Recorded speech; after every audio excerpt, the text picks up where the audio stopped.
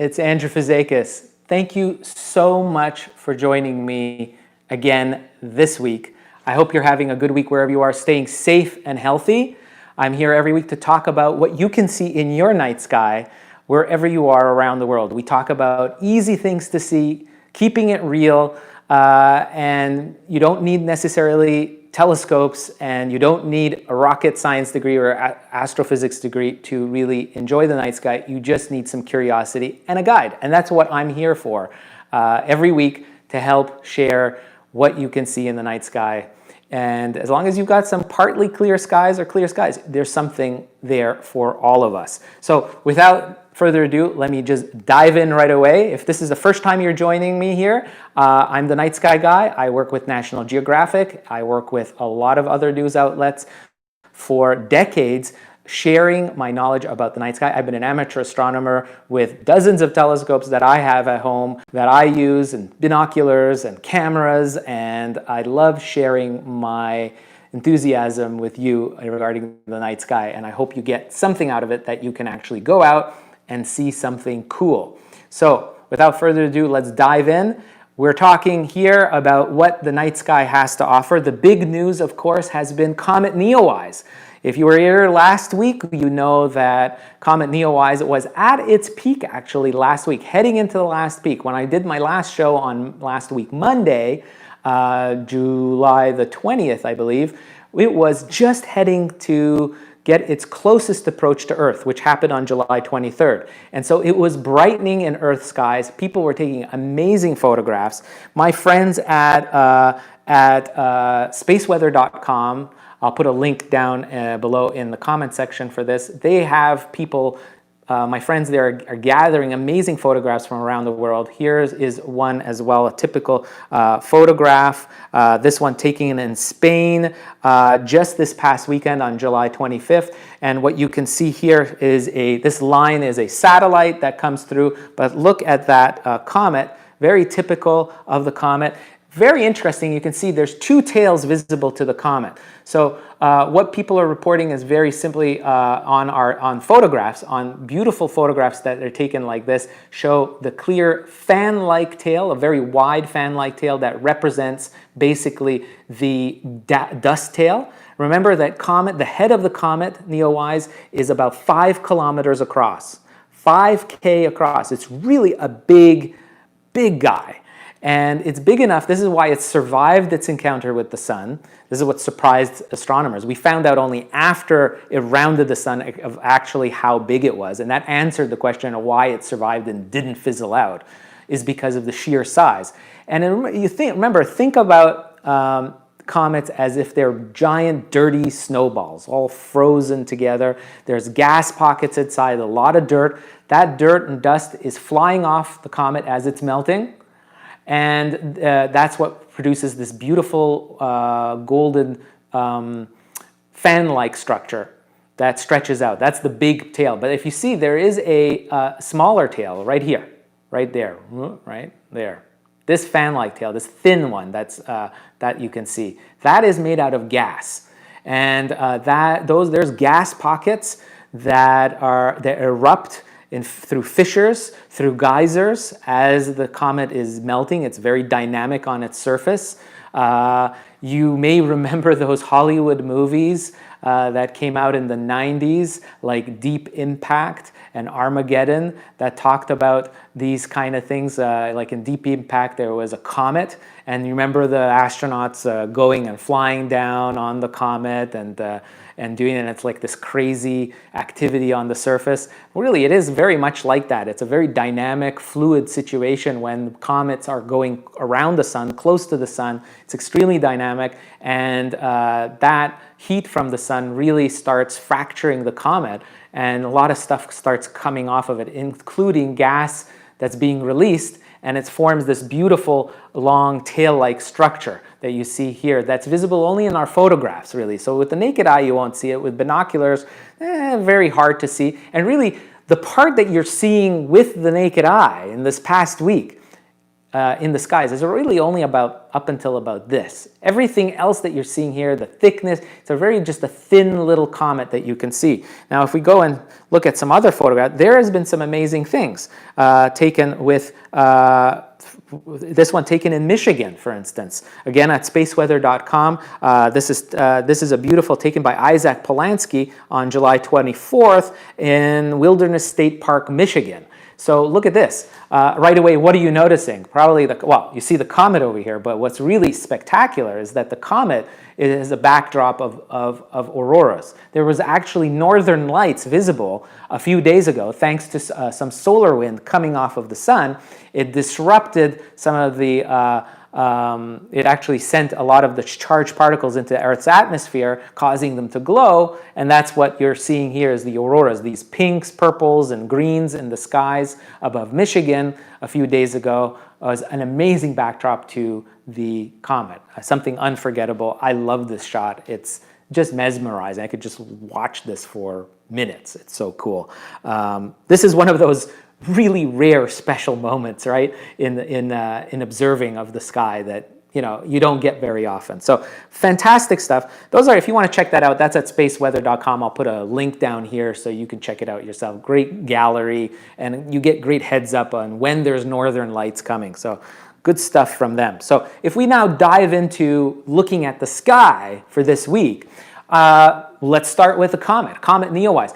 It's been dimming, so there's no doubt about it, guys. This is probably the last few days, maybe this week, last week, to really catch sight of the comet with the naked eye. After this, it's going to be definitely binoculars. Then it'll move on to just being visible through backyard telescopes, small ones. Then ever bigger telescopes will be needed over the course of August into September to continue spying NEOWISE. So really, the best time was last week to see NEOWISE. You can still get a chance. And if you haven't yet, this is your last chance. So you guys are warned. If you're watching this after Monday, I'm taping this on July 27th. So if you're watching this archived later this week, I hope you're still gonna get out on the next clear night. So this is set up for the evening sky, looking towards the northwest. We've got our setup here, and what we're looking at is the comet here above the northwest sky about an hour after your local sunset is when we've got it set up. And I'm in the northeastern part of North America, about 45th latitude above the equator. So I'm about halfway between the equator and the North Pole here in Montreal, Canada. So wherever you're watching this in the Northern Hemisphere, just be aware that if you're closer to the equator or higher towards the Arctic, this will be shifted, the sky, of exactly the orientation. So this could be a little bit higher, a little bit lower, but generally speaking, the best time is about an hour and a half after your local sunset, to see in the northwest.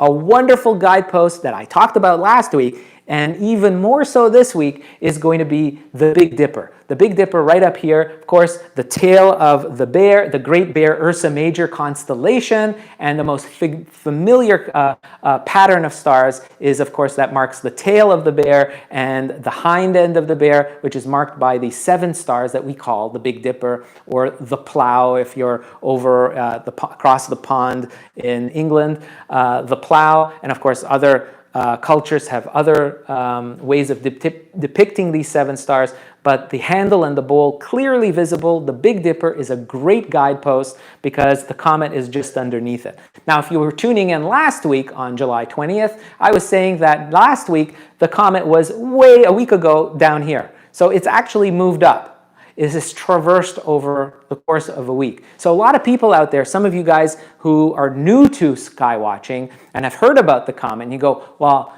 what am I looking for? Is it a comet? And this is a big misconception, is that people think, whoa, the comet, I'm going to be looking at this beautiful comet with the tail and this long tail, and this is just a computer animation done by the software, right? Representation of a generic comet for NEOWISE, but with the tail like that, and they go, well, I'm going to see this move across the sky in a matter of seconds, maybe minutes. Is that what I'm going to see?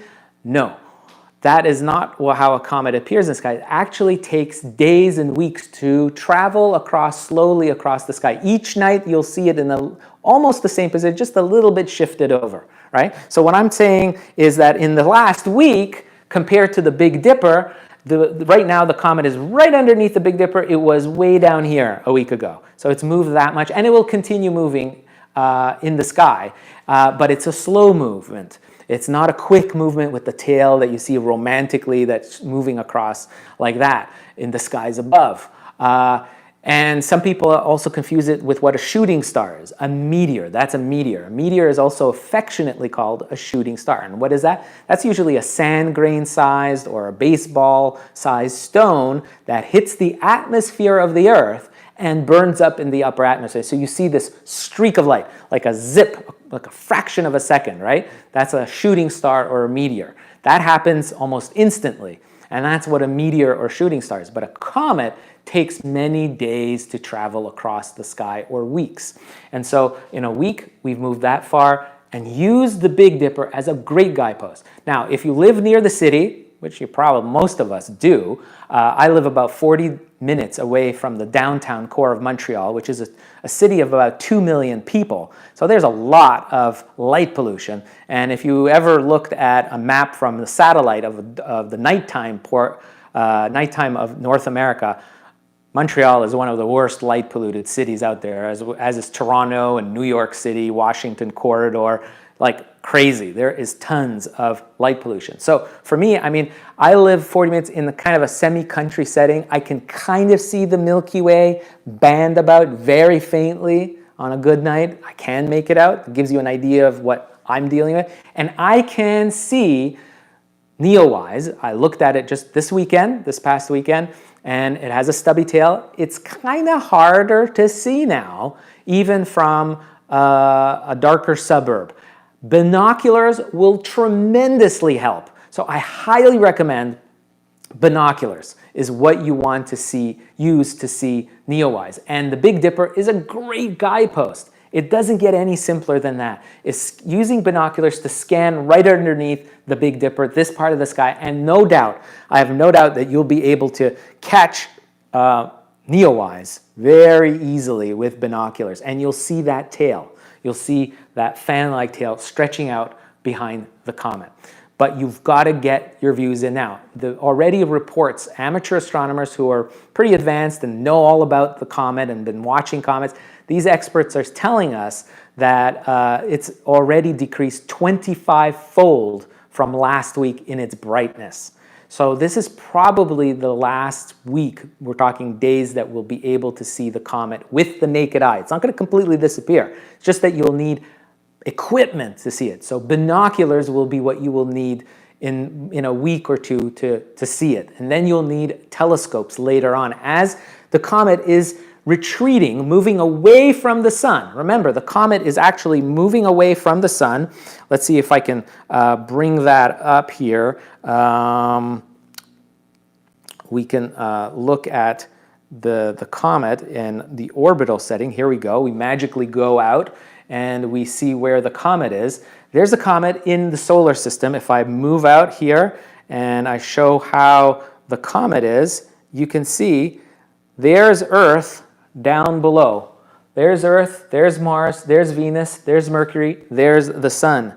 And look at that. There you can see, as we've moved away from where the comet and the Earth is, you can see in a wide-angle view, it's above the plane of the solar system, the comet is, but it's moving away. And over the course of days, it will continue to move away. Look at that. You can see, look, bye-bye Earth, and you can see it's moving away. It's getting farther. We're already in September, and we're heading into October. We are farther out. We're already past the orbit of Mars and heading towards the orbit of Jupiter. We're in the asteroid belt above the plane of the solar system is where all this action is happening. And if we zoom back to Earth, this is why the comet is becoming dimmer, because it's heading back out. It's a 6,000 a 6,000-year journey out to the reservoir of comets. That's the Oort cloud, where NEOWISE comes from. It's this, this huge reservoir, billions of hibernating comets. That's where it comes from, and it's heading back towards there after swinging around the sun a few weeks ago. And so it went past Earth on July 23rd, and now it's heading back out farther away from the Earth every day, making it a little bit more challenging to see. So if you want to get your best views of NEOWISE, now's the time to do that. So if we head into our evening skies, now there is one more thing when we're talking about the comet. And there's the comet. I've got it all set up underneath the Big Dipper. There's one more fudge factor, and that is the moon.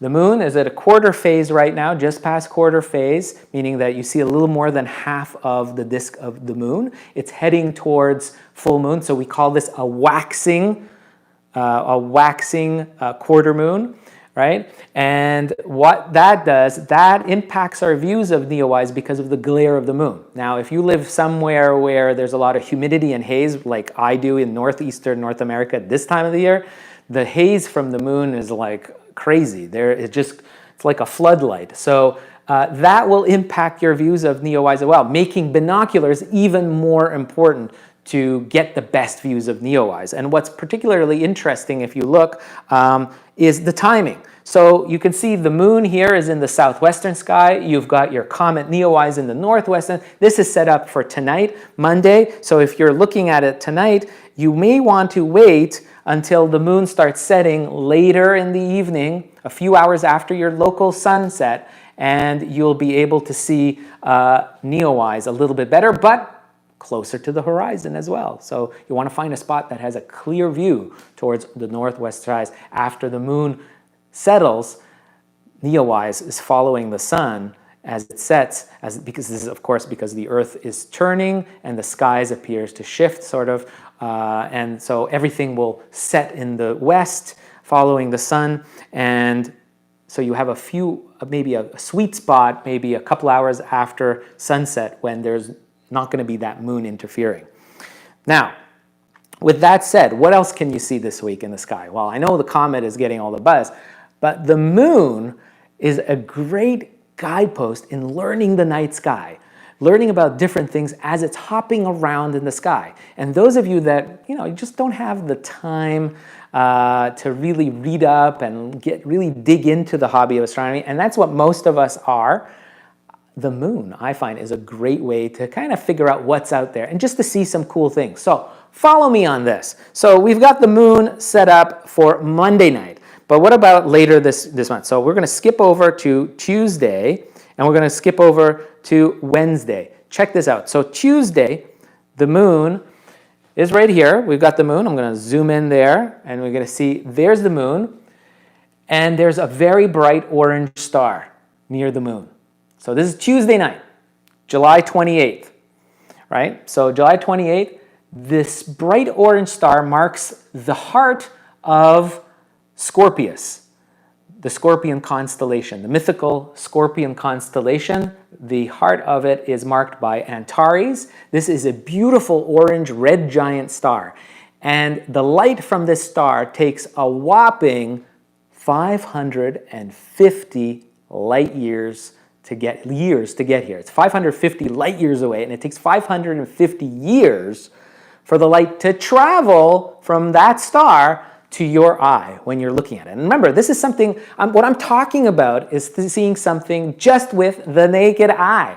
No binoculars, no telescopes, you don't need anything. You just need to open your eye and look towards where the moon is, and just towards the left of the moon on Tuesday night, July 28th, you'll see Antares near the moon. And it gets better by Wednesday, 29th of July. The moon is going to be above Antares. And of course, the moon is heading, as I said, towards full moon later in the week. By Wednesday, it's a gibbous waxing moon. Very clearly, where more and more of the disk of the moon is being lit up, right? Because of how it's oriented, how it's positioned around Earth and in relation to the sun. So more of the moon's disk is being illuminated every day.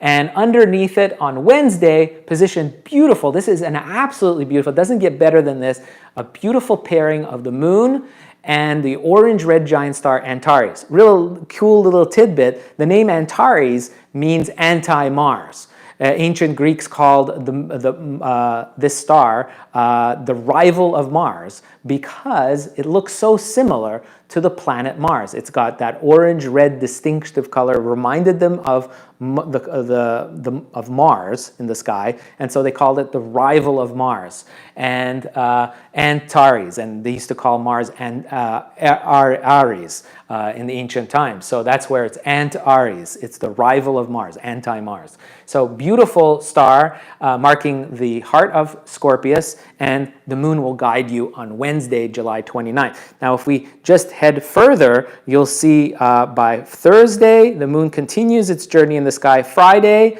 and Saturday, August 1st, look at this. The moon will be paying a visit to Jupiter. The brightest star-like object in the evening skies this time of the year right now is Jupiter, and the moon will be guiding the way to that. So you can see clearly Jupiter and the moon pairing up, and guess what? You'll see another star, bright star, not quite as bright as Jupiter, hanging right next to the moon and Jupiter too, just off to the side. That is planet Saturn.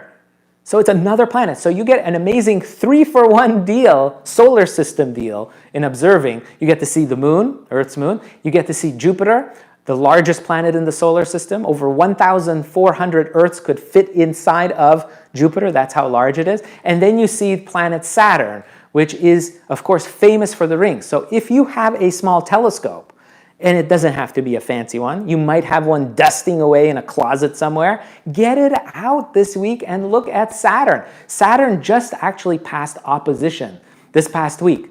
And what does that mean? What's that astronomical jargon opposition mean? It actually means for you and me as sky watchers, opposition of Saturn means that it's biggest and brightest for the entire year. That's because Saturn, the planet Earth, and the sun are in perfect alignment.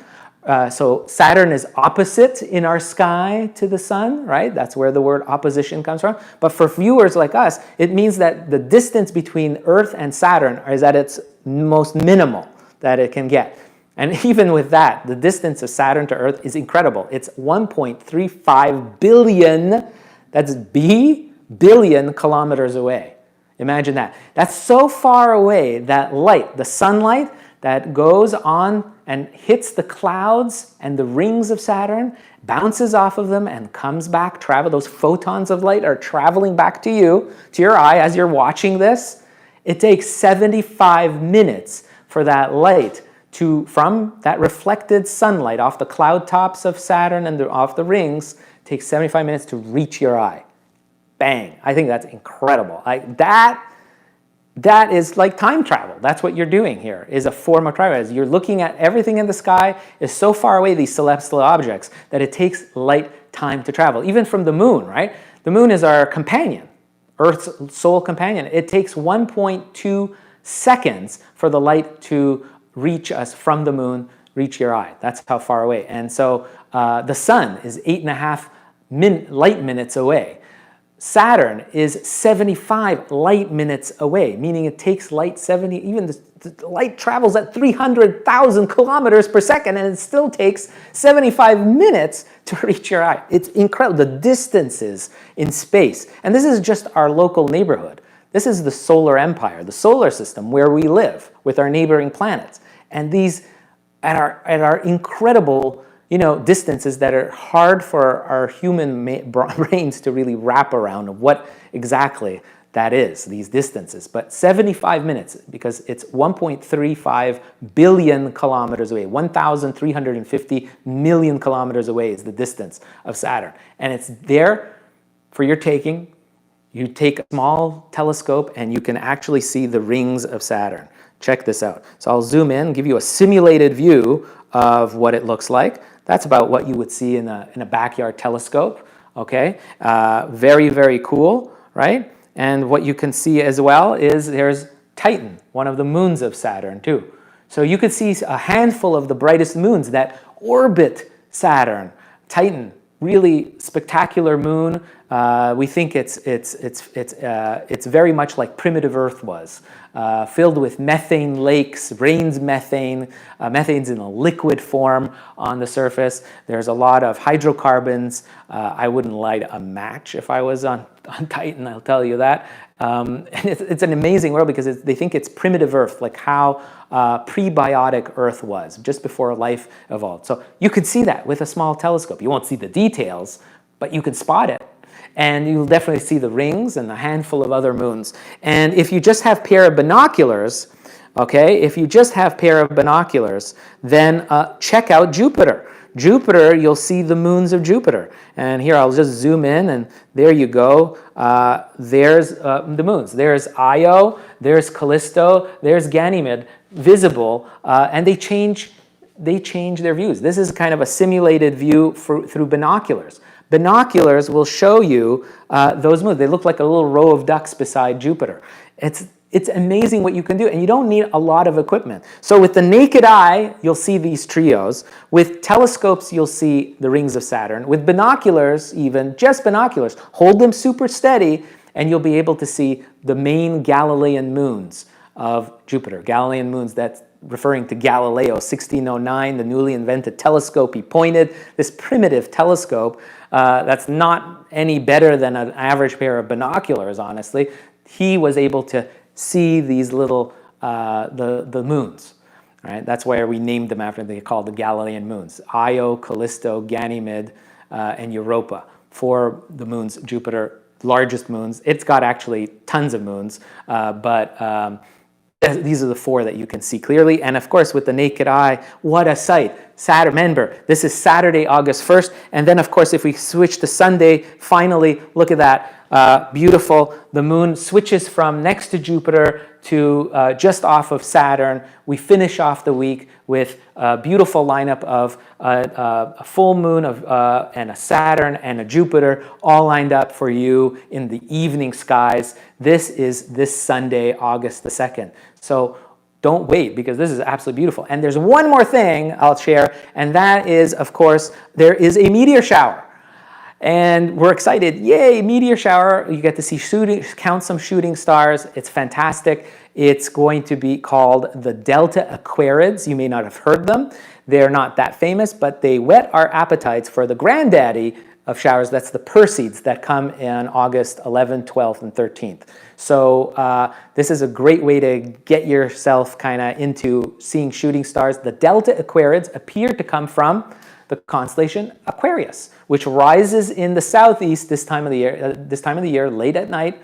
And why it's named after Aquarius, the Delta Aquarids, because the Aquarid meteors appear to be radiating out from this part of the sky. So when you see those streaks of light, you can kind of trace them back. If you trace the individual rays of lights, those streaks of lights, you'll notice that they appear to come from this part of the sky.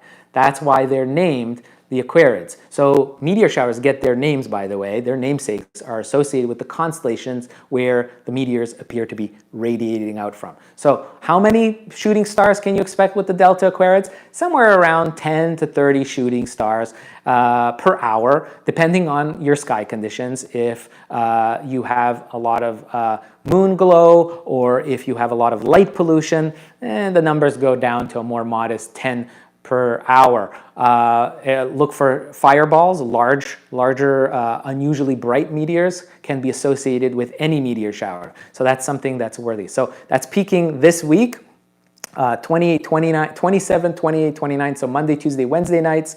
This week, end of July, the Delta Aquarid meteor shower is peaking. So, I mean, what more can you want? That's like amazing. That is so much stuff that's out there. You've got NEOWISE, you've got Antares and Scorpius, you've got Jupiter, Saturn, the moon moving through, pairing up with all this, teaching us about the night sky, showing you the way, and some really cool things that you can find so easily in the sky. Isn't that easy? I think it's easy. I think you should be able to see at least a few, as long as you've got clear skies. And before I go, of course, a little plug, shameless plug, Backyard Guide to the Night Sky. I'm very proud of this book. It's out by National Geographic. I've got all my tips and tricks that I've learned over many decades of doing practical astronomy, countless hours out under the stars, teaching people, doing workshops that I've done at colleges and libraries and all kinds of good stuff with people, with the astronomy clubs. It's a lot of fun. I've put all my knowledge into this book, and science as well, so you understand what those lights are in the sky. That's where the wonder, the awe and wonder comes from, is understanding that, and how to find them. Little tips and tricks, star hopping, how to choose a telescope, binoculars, things like that. All the basics that you need about sky, and of course how you could do it as a family. If you've got kids, if you're just starting out, whatever age you are, there's something that you can see in the sky and learn, and do it fairly easily too. You just need curiosity and a good guide. So this is available wherever books are sold, and I hope you will join me again next week. I'm going to be here, same place, same time, on my YouTube channel. Also, you can visit me on my Facebook channel as well, where I do a weekly guide there as well, if you like. And remember, if you're not following me yet, what are you waiting for? You hit that like button, I hope, and follow me. Become a subscriber. I really would appreciate that. And you'll be able to get up to date every week of what to expect in the night sky. And I'm going to keep it real every week, not this stuff where you see stuff through the Hubble Space Telescope or some fancy thousands of dollars of backyard telescope equipment. That's really cool, and there's a lot of artwork around there, but for the average person, we're not going to be able to see all of that. And I want to keep it real so you get the most out of looking at the night sky. That's what I'm here for as the night sky guy, for you to guide you and follow me in being able to look at and enjoy everything that the night sky has to offer, and we all share the same sky. So without that, I hope you stay safe and healthy. Make sure you hit that like button and subscribe to the Night Sky Guy channel. And until next time, I wish all of you clear skies. Bye-bye.